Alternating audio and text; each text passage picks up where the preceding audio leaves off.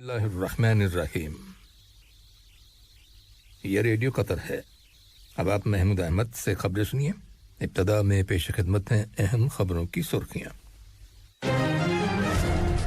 صاحب اسم امیر نے افغانستان کے صدر کو ایک تحریری پیغام ارسال کیا ہے جس کا تعلق دونوں ملکوں کے تعلقات سے ہے۔ قطر نے ہیٹی کے صدر کے قتل کی شدید الفاظ میں مذمت کی ہے۔ قطر نے لبنان کی فوج کے لیے ہر مہینے 70 ٹن وزنی اشیاء خوردونوش سپلائی کرنے کا حال ہی میں جو اعلان کیا ہے اس کے مطابق غذائی اشیاء کی پہلی کھیپ لبنان روانہ کر دی گئی ہے۔ اور ملک کے اندر کرونا وائرس کے پھیلاؤ کو روکنے کے لیے عائد کردہ پابندیوں کو تیسرے فیز میں مرحلہ وار اٹھائے جانے پر عمل درآمد آج سے شروع ہو گیا ہے۔ یہ تھیں اہم خبروں کی سرخیاں، اور اب سے چند لمحوں بعد تفصیل سے خبریں نشر کی جائیں گی۔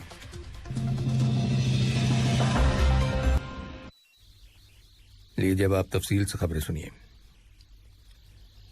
صاحب اسم امیر شیخ تمیم بن حمد آل ثانی نے افغانستان کے صدر ڈاکٹر اشرف غنی کو ایک تحریری پیغام ارسال کیا ہے جس کا تعلق دونوں ملکوں کے تعلقات سے ہے۔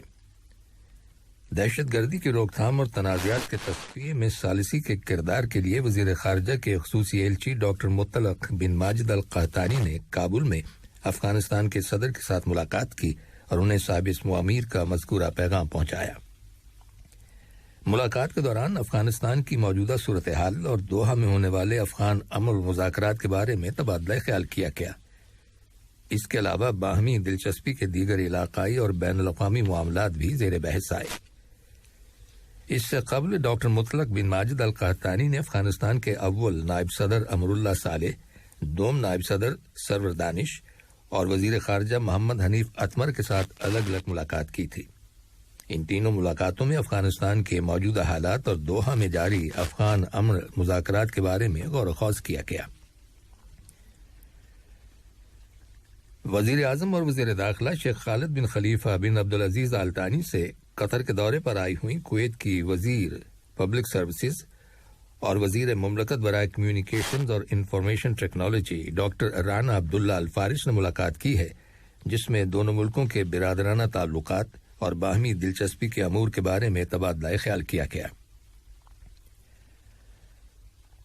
قطر نے ہیٹی کے صدر جوونل موئسے کے قتل کی شدید الفاظ میں مذمت کی ہے اور کہا ہے کہ اس بے ایمانہ کارروائی میں ملوث لوگوں کو گرفتار کر کے ان کے خلاف عدالتی کارروائی کی جائے۔ وزارت خارجہ کی جانب سے ایک بیان جاری کیا گیا ہے جس میں اس حکومتی مستقل موقف کا اعادہ کیا گیا ہے کہ قطر دہشت گردی، تشدد اور ہر طرح کی مجرمانہ کارروائیوں کو مسترد کرتا ہے، خواہ ان کی وجوہات و مقاصد کچھ بھی کیوں نہ ہوں۔ وزارت خارجہ کے بیان میں مزید کہا گیا ہے کہ قطر ہیٹی میں امن و استحکام کا خواہش مند ہے۔ اس کے علاوہ بیان میں قطر کی جانب سے آن جہانی صدر کے خاندان کے افراد، ہیٹی کی حکومت اور وہاں کے عوام سے تعزیت کا اظہار بھی کیا گیا ہے۔ ادھر ہیٹی کی پولیس نے دعویٰ کیا ہے کہ اس نے صدر جوونل موئسے پر حملے میں ملوث 4 افراد کو فائرنگ کے دوران ہلاک کر دیا ہے۔ اس کے علاوہ پولیس نے 2 دیگر مشتبہ افراد کو، جنہیں کرائے کے قاتل قرار دیا گیا ہے، حراست میں لے لیا ہے۔ وزیر تجارت اور صنعت اور قائم مقام وزیر مالیات علی بن احمد الکواری سے امریکہ کی ریاست انڈیانا کے گورنر ایرک ہولکوم اور ان کے ہمراہ آئے ہوئے وفد کے ممبران نے ملاقات کی ہے۔ اس ملاقات کے دوران قطر اور امریکہ کے درمیان سرمایہ کاری، تجارت اور صنعت کے شعبوں میں تعاون کو فروغ دینے کے وسائل کے بارے میں غور و خوض کیا گیا۔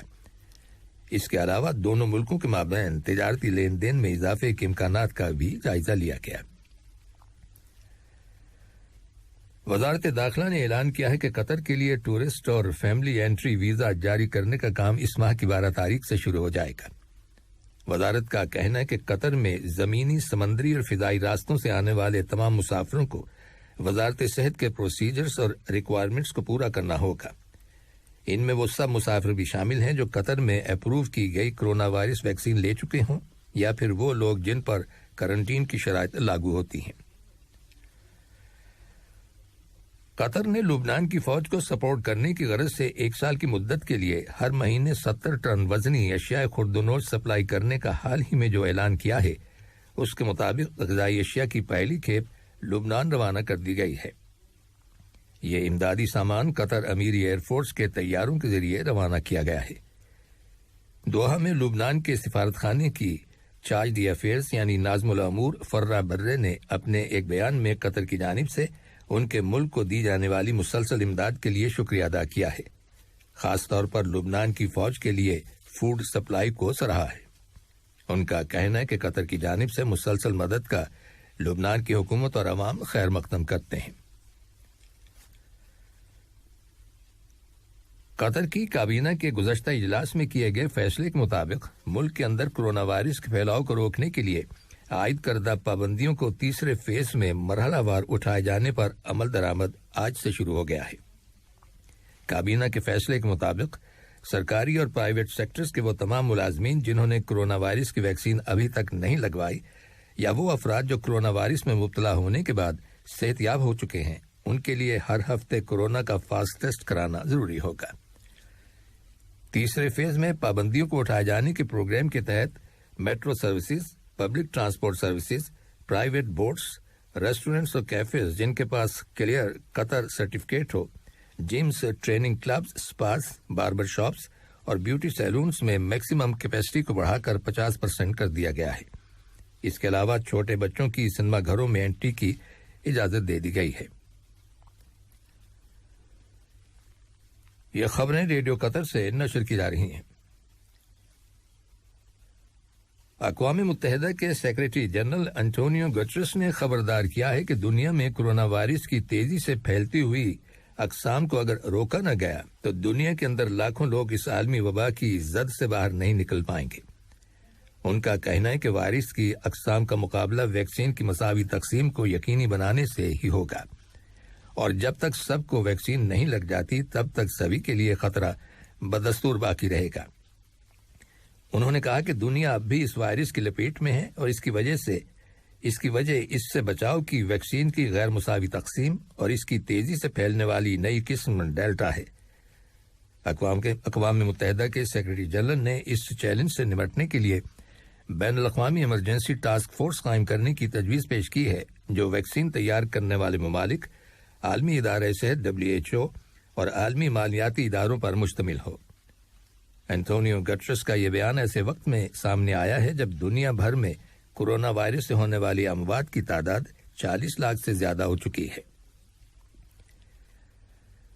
اس سال مئی کے مہینے میں مقبوضہ مغربی کنارے کے علاقے میں فائرنگ کر کے ایک اسرائیلی کو ہلاک اور 2 دیگر کو زخمی کرنے کے الزام میں ملوث ایک فلسطینی نژاد امریکی کے گھر کو اسرائیلی فوج نے مسمار کر دیا ہے۔ ادھر القدس میں امریکہ کے سفارت خانے کا کہنا ہے کہ ایک شخص کی کسی حرکت کی وجہ سے پورے خاندان کی رہائش گاہ کو مسمار نہیں کیا جا سکتا۔ سفارت خانے نے تمام فریقوں سے کہا ہے کہ وہ یک طرفہ کارروائی سے گریز کریں تاکہ کشیدگی بڑھنے نہ پائے اور فلسطین کے تنازع کے 2 ریاستی حل کی راہ میں رکاوٹ پیدا نہ ہو۔ عراق کے دارالحکومت بغداد میں امریکہ کے سفارت خانے پر راکٹوں سے حملہ کیے جانے کی خبر ملی ہے۔ حالیہ دنوں میں عراق کے اندر امریکہ کی سفارتی بلڈنگز اور امریکی فوج پر کیے جانے والے حملوں کی یہ تازہ ترین کارروائی ہے۔ ذرائع ابلاغ کی رپورٹس کے مطابق راکٹ سفارت خانے کی عمارت پر نہیں لگے اور دور جا گرے۔ بغداد میں اتحادی فوج کے ترجمان نے بتایا ہے کہ فائر کیے گئے راکٹ عین الاسد ایئر بیس اور اس کے قریبی علاقے پر گرے۔ کوئی جانی نقصان نہیں ہوا، صرف 2 افراد معمولی زخمی ہوئے۔ افغانستان کی حکومت کے ایک وفد نے ایران کے دارالحکومت تہران میں طالبان کے نمائندوں کے ساتھ ملاقات کی ہے۔ ملاقات کے بعد ایک مشترکہ بیان جاری کیا گیا جس میں افغان حکومت اور طالبان کے مابین اس بات پر اتفاق ہو گیا ہے کہ افغانستان کے پرابلم کا حل جنگ نہیں ہے۔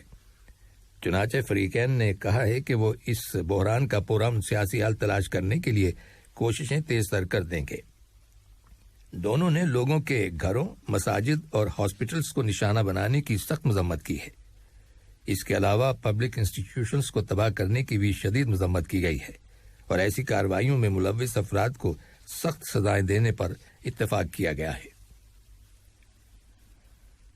برطانیہ کے وزیر اعظم بورس جانسن نے کہا ہے کہ افغانستان کے اندر نیٹو کے مشن کے تحت تعینات کیے گئے برطانیہ کے تمام فوجی وطن واپس پہنچ رہے ہیں۔ اپنے بیان میں وزیر اعظم کا کہنا ہے کہ برطانوی فوج کا افغانستان میں मुस्तकिल तौर पर ठहरने का कोई मंसूबा नहीं था। याद रहे कि सन 2001 से लेकर अब तक अफगानिस्तान के अंदर तालिबान जंगजुओं के साथ लड़ाई में 450 से ज्यादा बरतानवी फौजी मारे जा चुके हैं। आखिर में अहम खबरों की सुर्खियां एक बार फिर सुन लीजिए। साहिब इस्म आमिर ने अफगानिस्तान के सदर को एक तहरीरी पैगाम इरसाल किया है जिसका ताल्लुक दोनों मुल्कों के ताल्लुकात से है। कतर ने हेटी के सदर के कत्ल की शदीद अल्फाज में मजम्मत की है। कतर ने लुबनान की फौज के लिए हर महीने 70 टन वजनी अशिया खुर्दनोश सप्लाई करने का हाल ही में जो ऐलान किया है उसके मुताबिक ग़िज़ाई अशिया की पहली खेप लुबनान रवाना कर दी गई है। और मुल्क के अंदर कोरोना वायरस के फैलाव को रोकने के लिए आयद करदा पाबंदियों को तीसरे फेज में मरहलावार उठाए जाने पर अमल दरामद आज से शुरू हो गया है। रेडियो कतर से खबरों का आज का पहला बुलेटिन खत्म हुआ।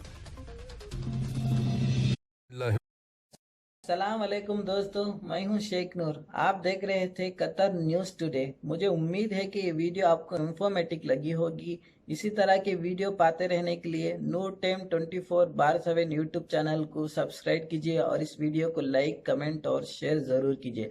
अगर आप फेसबुक पर देख रहे हैं तो शेख नूर पेज को लाइक कीजिए और फॉलो कीजिए ताकि मैं जैसे वीडियो अपलोड करूँ आप तक पहुँच जाए। शुक्रिया।